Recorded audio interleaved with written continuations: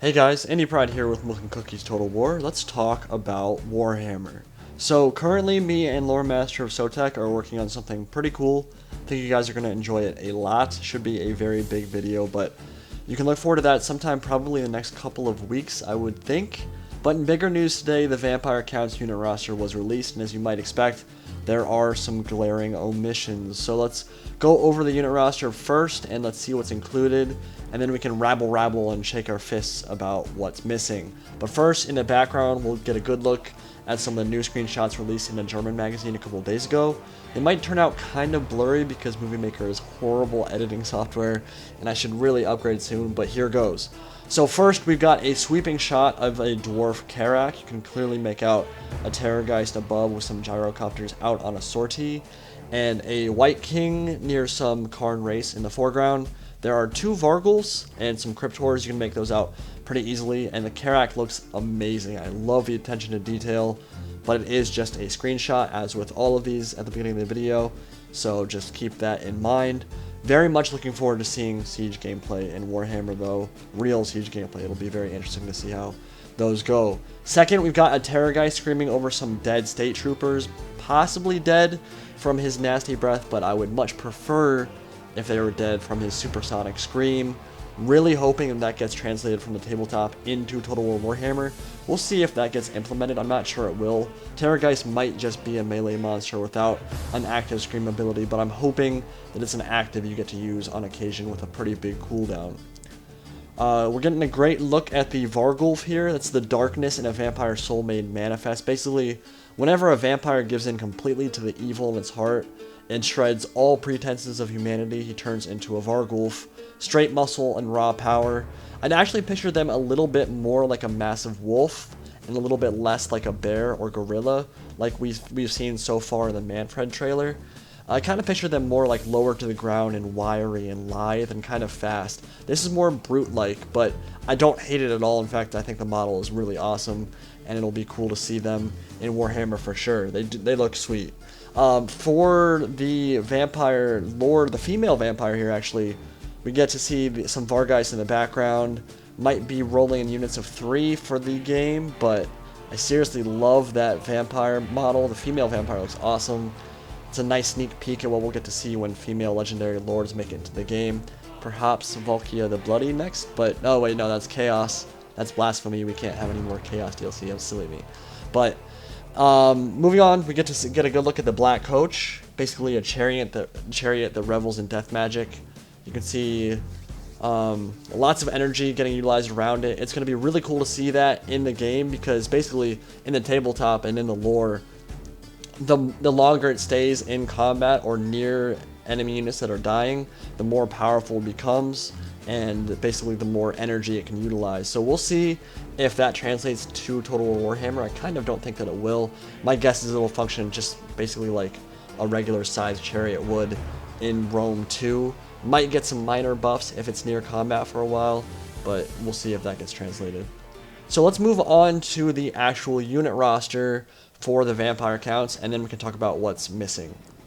So 2 legendary lords are confirmed. First, we've got Manfred von Karstein. He's a dual caster, melee powerhouse as well. We kind of saw it in the stream. He could wade in and deal with Black Horse and some other units. I didn't really like how he moved in the live stream. I think he's too slow. He kind of moves more like an orc war boss right now than a vampire. When I picture a vampire, I believe they have a movement speed of 6 on the tabletop, which is tied for some of the fastest units in the tabletop game. And that's not really reflected in the gameplay we've seen so far. He moves really slow, kind of strolls around the battlefield sauntering, which I didn't really like. I think he should move way faster, move more cat-like than the truck that we've seen so far from him. We'll see if that gets changed, but he is going to be a dual caster with access to Lore of Vampires and Lore of Death. We've seen him in action on stream, like I said, seen him raise the dead. Would love to see some Wind of Death and Purple Sun soon. Some actual killing spells. We saw a lot of the buffing spells and the raise dead in the live streams, but we didn't see a lot of the actual killing spells. When we last saw Purple Sun in the Bretonia video, the spell was actually bugged. That was confirmed by CA. It literally did not kill a single peasant in the trebuchet crew after it threw them up into the air, so that was interesting. Oakley said he saw the Wind of Death in action when he was there at the event, and said it was pretty awesome. So hopefully we'll get to see that soon. And if it's not as cool as we want it to be, we can flame him later. And Manny's faction-wide trait is going to be Ancient Cunning. With Manfred as your leader, all of your armies will move more swiftly on the campaign map, and units of Graveguard and Black Knights cost less dark magic to maintain. Not a super useful buff, I guess, but it's fine.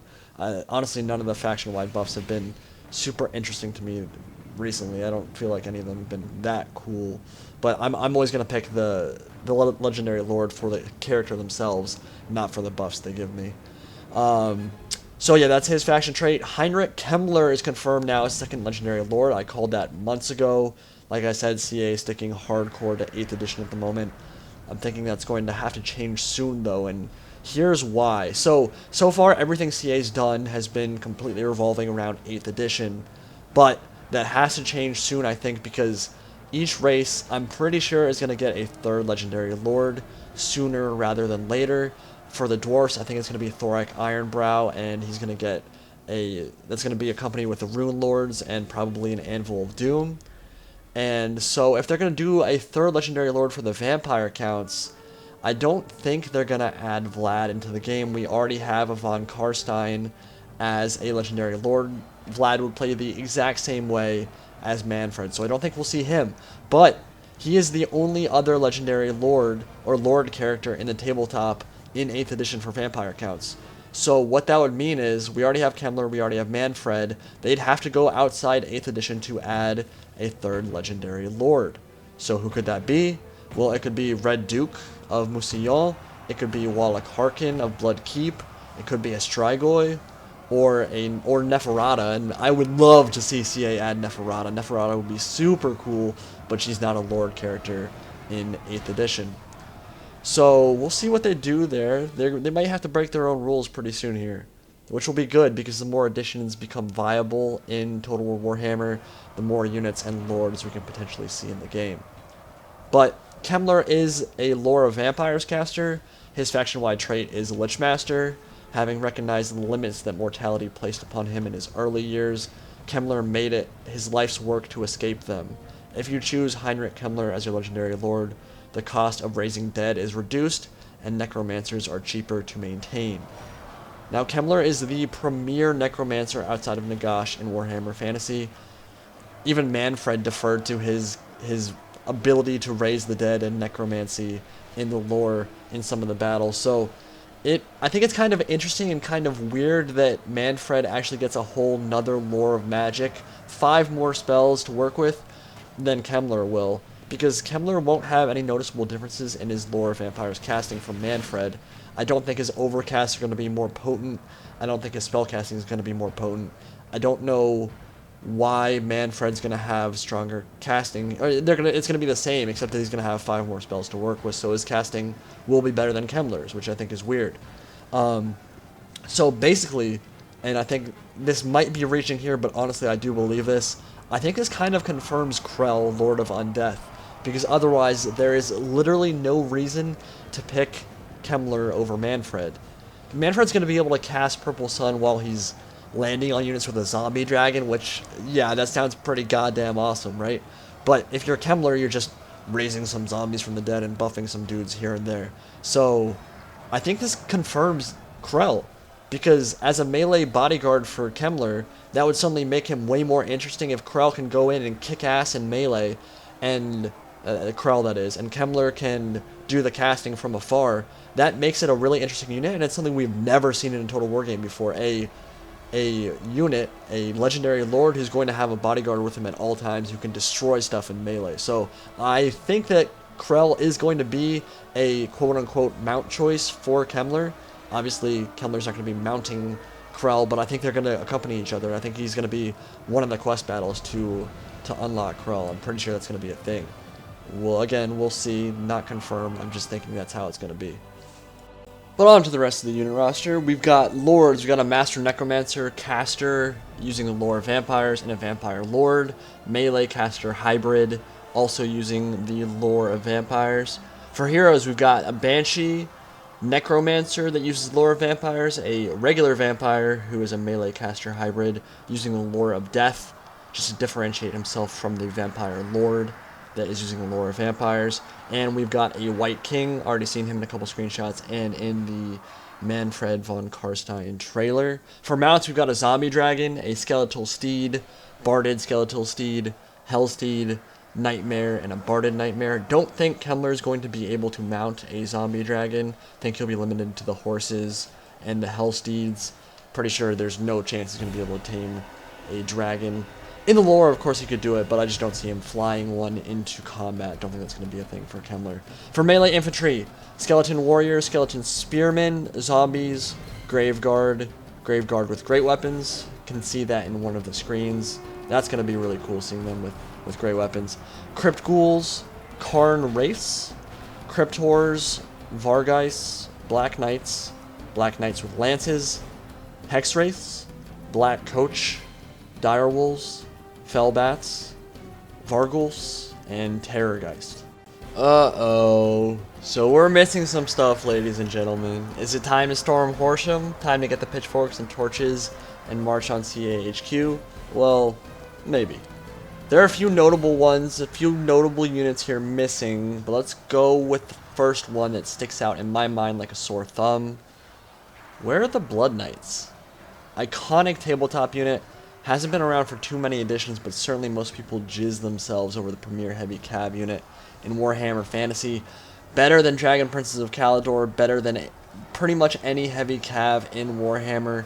Frenzy, Bloodlust, disgusting close quarters combat stats, and ridiculous charge, all packaged in fancy red plate armor. Yes, please. Where are they? We're also missing the Coven Throne, missing Corpse Cart, missing Bat Swarms, missing Spirit Hosts, and we're missing the Mortis Engine. So Spirit Hosts are an ethereal unit that tar pits much like zombies. Don't think ethereals will be immune to physical attacks in Total War Warhammer like they are in the tabletop, but it'd be cool to see them still. Another meat shield is never a bad thing, and Mortis Engine would be very nice. Basically a big block of bone and dark energy that wounds enemies and regenerates allies in radius around it. Those are cool units. Corpse Cart, some of these others, very cool stuff. Should we be angry at what's missing? Certainly there are some important units that haven't made it in yet. I'll say this. I don't think we should fall into the same trap we did for the other races and start freaking out about units that haven't made it in yet. You guys remember the rage after the Empire and Dwarf and Greenskin reveals? Those should certainly have taught us that none of these roster posts have revealed every unit for those rosters. Remember Rock Labas for Greenskins, Empire Knights and Bright Wizards for the Empire, Gyro Bombers and Runesmiths for Dwarfs. These were all revealed well after the initial unit rosters were posted. So we've got time, we've still got 2 months before release. We're fine right now, in my opinion. It's extremely likely we're going to be seeing a lot more on this roster revealed later. I'm definitely kind of nervous Blood Knights won't be making it in at release. They might be free LC later on, and if that's the case, I won't really agree with that decision if it comes to pass like that, but I'm not freaking out. We're going to see more of them very soon, I'm sure. They did say there is at least one unit not currently in that will be made as free LC at a later date. It's definitely possible that's referring to Blood Knights. I could honestly see the Corpse Cart or Blood Knights released as a free unit alongside the Blood and Gore pack a couple of months after release. It would be very fitting. But that's it. Vampire counts are coming. Are you guys interested in the faction? Do you think the race is going to be a lot of fun to play as? Is there another race you would prefer to play or see me play? Because I am going to be doing a playthrough in campaign, I believe. I don't want to make promises this far out, but I can pretty much guarantee I'll be playing campaign. Probably making a campaign for it. So what faction do you guys want to see me play as? And what do you want them to add to the unit roster for vampire counts? But I'm done for now. Have a great day, ladies and gentlemen. I'll talk to you all soon.